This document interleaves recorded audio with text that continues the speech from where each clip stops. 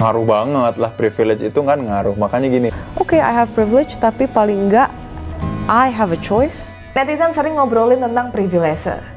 Di arena medsos, perdebatan tentang topik ini pernah terjadi. Misalnya, soal privilege staf khusus presiden. Juga pendapat Jerome Pauline soal privilege yang dijawab dengan data oleh Semeru Institute. Dari beberapa perdebatan tentang privilege tadi, setidaknya ada dua pendapat umum. Pendapat pertama, mau bekerja sekeras apapun, orang-orang dengan privilege minim cenderung susah mencapai sukses. Yang kedua, privilege memang penting, tapi kerja keras itu jauh lebih penting. Tapi, sadarkah kamu bahwa obrolan tentang privilege di medsos justru sering menjauhkan kita dari esensi privilege itu sendiri? Kamus Merriam-Webster mendefinisikan privilege sebagai hak istimewa atau keuntungan yang terberi ke sebagian orang dan tidak ke sebagian lainnya.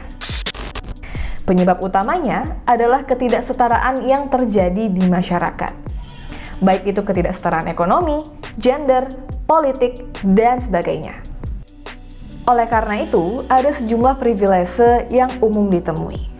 Misalnya, privilege karena terlahir dari keluarga dengan tingkat ekonomi menengah ke atas, privilege menjadi bagian dari kelompok agama mayoritas di sebuah negara, juga privilege karena memiliki orientasi seksual dan gender mayoritas. Nah, kelompok orang yang punya banyak privilege sering bilang kalau mereka juga mengalami banyak kesusahan hidup untuk mencapai posisi yang mereka raih saat ini.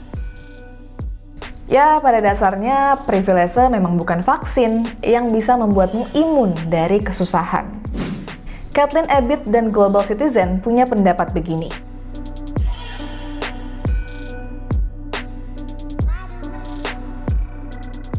Namun, nyinyir ke orang dengan privilege juga bukan percakapan yang produktif. Ini diungkapkan oleh Phoebe Maltzbovy dalam bukunya The Perils of Privilege.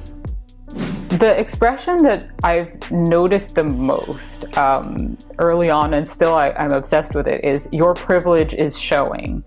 What I'm obsessed with about your privilege is showing is that it isn't telling you that it's a problem that society is structured such that you have these unearned advantages that you shouldn't have. It's saying that the problem is that the privilege is showing. That if you were just discreet about your unearned advantages or had the etiquette, if you were even a little bit more posh and knew how to properly present your unearned advantages, that would be fine. Singkatnya, respons nyinyir ke orang dengan privilege gagal menyasar masalah utama diskusi ini, yakni privilege ada karena ketimpangan struktural yang terjadi di masyarakat.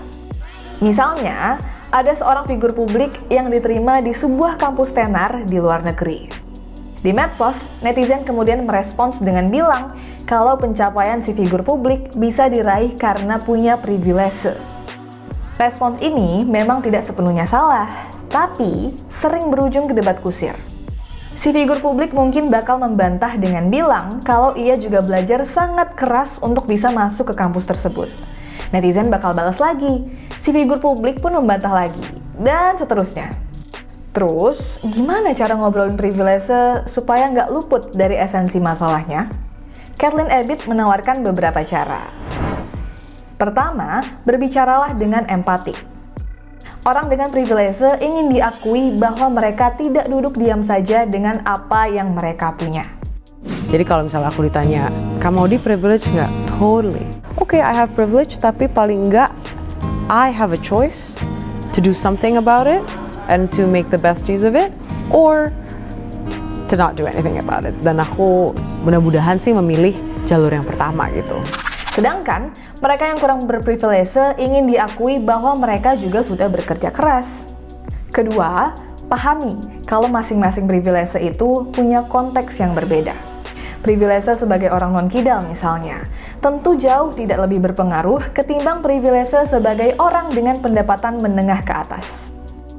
Ketiga, sadarlah kalau ketidaksetaraan struktural itu nggak baik untuk semua orang. Yang berprivilege bakal dicap mengandalkan harta orang tua, sementara yang tak berprivilege akan dicap kurang bekerja keras. Keempat, jangan merasa bersalah atau defensif kalau ngobrolin privilege. Ingat, privilege itu sesuatu yang melekat dalam diri kamu dan kamu nggak memintanya. Buat apa merasa bersalah atas apa yang nggak pernah kamu minta? Terakhir, jangan lupa ngobrolin tentang gimana cara agar sistem sosial bisa lebih setara.